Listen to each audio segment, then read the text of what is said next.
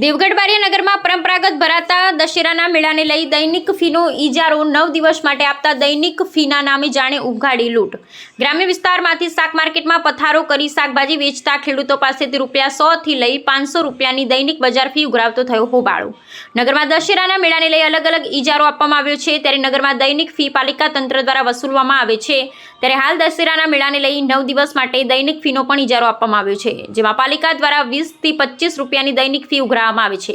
ત્યાં ઇજારદારના માણસો દ્વારા નગરના શાક માર્કેટમાં જ્યાં પાલિકા દ્વારા 20 જ રૂપિયા ઉઘરાવવામાં આવે છે, તેવા શાકભાજી વેચનારા ખેડૂત વેપારીઓ પાસેથી 100 રૂપિયાથી લઈ 500 રૂપિયાની બજાર ફી ઉઘરાવતા હોબાળો થયો હતો, જેને લઈ નગરના એક પ્રતિષ્ઠિત વ્યક્તિ દ્વારા આ બાબતે મધ્યસ્થી કરતા પાલિકાના ચીફ ઓફિસર સહિત પાલિકા પ્રમુખ ઘટના સ્થળે દોડી આવ્યા હતા અને ફરીથી આ બાબતે નાના એકમો પાસેથી વ્યાજબી ફી વસૂલવાની બાહેધરી આપતા મામલો થાળે પડ્યો હતો। ત્યારે નગરમાં મેળાના ક્રાઇમ એરિયા વિસ્તાર બહાર વેપારીઓ પાસેથી દર વર્ષે આવી રીતના મોટા પાયે ઉઘાડી લૂંટ થતી હોય તેમ જોવા મળી રહી છે। ત્યારે નગરમાં કાયમી વેપાર કરતા નાના વેપારીઓ બહારે તંત્ર આવશે કે પછી દૈનિક ફીના નામે ઉઘાડી લૂંટ ચાલુ રહેશે તે જોવાનું રહ્યું। શું નામ છે કાકી તમારું? सीताबेन તો જીતાબેન કઈથી આવો છો શાકભાજી વેચવા માટે? मोटी खजूरी थी। મોટી ખજૂરીથી। રોજ દૈનિક ફી નગરપાલિકાવાળા ઉઘરાવે છે, તો કેટલા ઉઘરાવે છે? રોજ ઉઘરાવે છે? 20 रुपया। અને આજે કેટલા લીધા તમારી પાસેથી? 500 કેટલા દિવસના લીધા એવું કંઈ કીધું તમને? नहीं कीधु। ખાલી 500 રૂપિયા ઉઘરાયા? हाँ 500 રૂપિયાની પાવતી આપી હતી? पावती थी आपी। એમને એમ જ લીધા હતા? हाँ પછી શું થયું? पची तो પછી પાછા પૈસા આલ્યા તમને? आलिया हाँ। આલી દીધા ને? हाँ आलिया તમને 500 રૂપિયા લીધા તમારી પાસે, તમને પોસાય? नहीं पोहाई। નહીં પોહાય ને? नहीं पोहाई। કેટલાનું શાકભાજી રોજનું વેચો તમે? हमें तो आज लाई ने काल तो 200 रुपया नु वेचीलू। શું નામ છે કાકા તમારું? બારિયા બચુભાઈ મદન, કયા ગામથી આવો છો? વડવા। બરબાથી શાકભાજી વેચવા આવો? હાજી। હવે તમારી પાસે દૈનિક જે નગરપાલિકાવાળા પૈસા ઉઘરાવે છે, દૈનિક ફી એ કેટલી ઉઘરાવે છે? રોજ રોજ 20 રૂપિયા। રોજ 20 રૂપિયા ઉઘરાવે છે। હા। અને આજે કેટલા લીધા તમારી પાસેથી? આજે 200 રૂપિયા હમણાં દીધા। 200 રૂપિયા આપ્યા હતા? હાજી। તો તમે 200 રૂપિયા આલો તો તમને પોહાય ખરા? હજી સાહેબ એમ અમે થોડું સાહેબ પોહાય। નથી પોહાતું? તો કેટલા લેવા જોઈએ રોજ?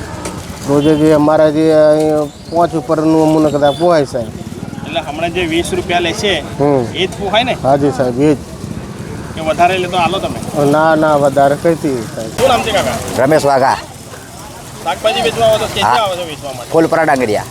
કાકા આજે આ જે દૈનિક બજાર ફી ઉઘરાવવામાં આવે છે એ રોજ કેટલી લેવામાં આવે છે? 20 રૂપિયા। તો આજે કેટલી લેવામાં આવી હતી? આજે 100 રૂપિયા। એટલે એક દિવસના લેવામાં આવ્યા હા, એક દિવસના જ લેવામાં આવ્યા। હતા? પછી શું થયું? પછી 10 દાડા સુધી 100 રૂપિયા ભરવાના। એવું કીધું? હા, તો તમને પોસાય ખરું? નહીં પોસાય સાહેબ। 300 રૂપિયા ને 500 રૂપિયાનો વેપાર થાય ને 100 રૂપિયા ભરવાના તો નહીં પોસાય ને।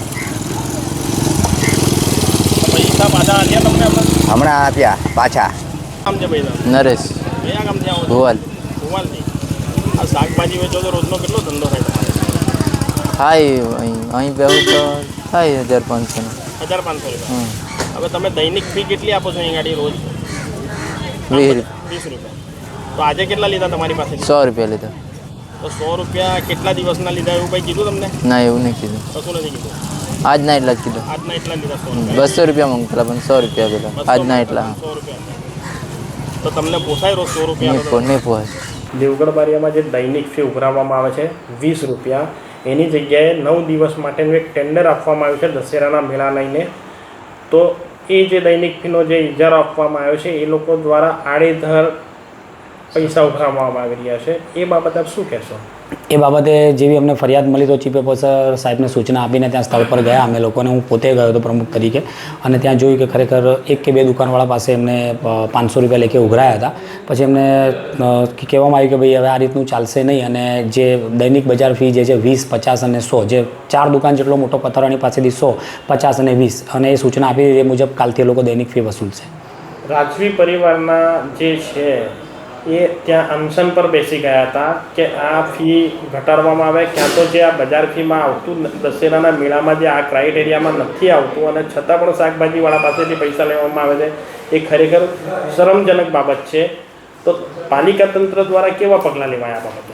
પગલામાં જ્યારે હું ત્યાં ગયો બા સાહેબને મળ્યો હું ઋષિ દેવીજીને અને એમની વાત સાંભળી એમની વેદના લોકોના હિત માટે સારી છે અને અમારા બધાની પણ એવું છે કે લોકોને કોઈ તકલીફ ના પડે પણ એ વાસ્તવિકતા જાણી અને જે થોડો આજે જે 2 દુકાનોવાળા પાસેથી વધારે વસૂલવામાં આવ્યા અને હવે કાલથી આવું ન બને તો એમની લાગણી માંગણી અને અમારું પોતાને પણ અમે પણ એવી સૂચના નથી આપી કે તમારે આડધડ પૈસા ઉઘરાવવાના પણ એનો યોગ્ય રસ્તો લેખિતમાં અમે લોકોએ નોટિંગ આપીને આપી દીધું છે કે ભાઈ 20, 50 અને 100 એનાથી વધારે શાકભાજીવાળા પાસે નહીં ઉઘરાવવા. પાલિકામાં જે પાણીપુરીની લારી છે કાયમી ઊભી રહેતી હોય છે, જે મેળા સિવાયની ઊભી રહેતી રેગ્યુલર છે, એમની પાસે પણ બહુ મોટી રકમ વસૂલવામાં આવે છે. તો એવા નાના જે છે કે જે રોજ કમાઈને રોજ ખાતા હોય એવા વેપારીઓ પાસેથી મોટી રકમ ઉઘરાવશે તો એમને શું આવકનો સ્ત્રોત રહેશે? હવે 2 વસ્તુ છે એમાં કે એક તો 7 લાખ રૂપિયામાં નિયમ મુજબ જે ટેન્ડર આપવાનું થાય એ પૈસા નગરપાલિકામાં જમા થાય છે, એ પણ નગરના હિત માટે જ વપરાવાના છે. હવે જેને ટેન્ડર આપ્યું છે એ પણ આજે 2 પૈસા કમાવાની આશા રાખે એટલે અમે એમને એક માણસાઈની દ્રષ્ટિ વેપારીની દ્રષ્ટિથી કીધું છે કે જેટલું યોગ્ય બને એ રીતના થોડું તમે તમારું મેનેજ કરીને એ રીતની ફી ઉઘરાવજો કે જેથી કરીને બધાને પોસાઈ રહે. પણ આ તો જાણે ઉઘાડી લૂંટ ચાલતી એવું જોવાયેલું છે. હા, એ આજની વાત જોઈએ તો હું એ બાબતથી સંમત છું કે થોડુંક મિસમેનેજ થયું છે ને આવું ના થવું જોઈએ પણ હવે કાલથી નહીં બને આવું. ધર્મેશ કુમાર ભરતભાઈ કલાઈ, નગરપાલિકા પ્રમુખ, દેવગઢ બારિયા.